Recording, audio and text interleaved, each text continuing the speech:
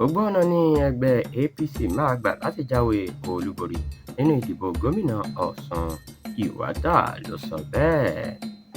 Alága àpapọ̀ fún ẹgbẹ́ òṣèlú All Progressives Congress lórílẹ̀‐èdè yìí Jawe Yilwatda ló ti yan fanda pé gbogbo ohun tó bá gbà ní ẹgbẹ́ òṣèlú APC yóò fún ìdìbò gómìnà ìpínlẹ̀ Ọ̀ṣun láti lè rí pé àwọn jáwé olúborí lọ́dún 2026. Yilwatda sọ̀rọ̀ yìí nígbà tó ń fún olùdíje fúnpò gómìnà ìpínlẹ̀ Ọ̀ṣun lábẹ́ àṣẹ ẹgbẹ́ òṣèlú náà Bọ́lá Oyèbáméjì ní sátífíkẹ́ẹ̀tì nílùú Àbújá lọ́jọ́ Ẹtì Friday ọ̀sẹ̀ yìí.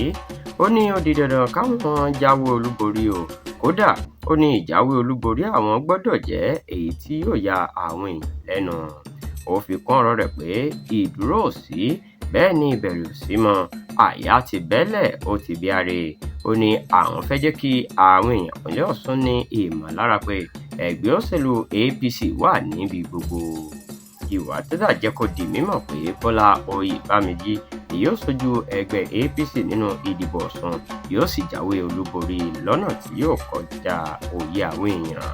Ó wá rọ tolórí tẹlẹ́mù báyìí láti gbẹ́rùkù ti Oyèbáméjì kó bàa lè jáwé olúborí kó sì fìdí àwọn ojúgbà rẹ̀ rẹmi pátápátá.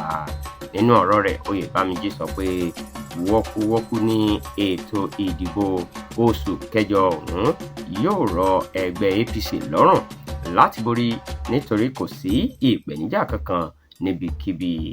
Ó ní ọ̀rọ̀ ìṣèjọba kọjá ijó jíjó, ẹni tó bá mọ nǹkan tó ń ṣe nìkan ló yẹ kó tẹrí sí i.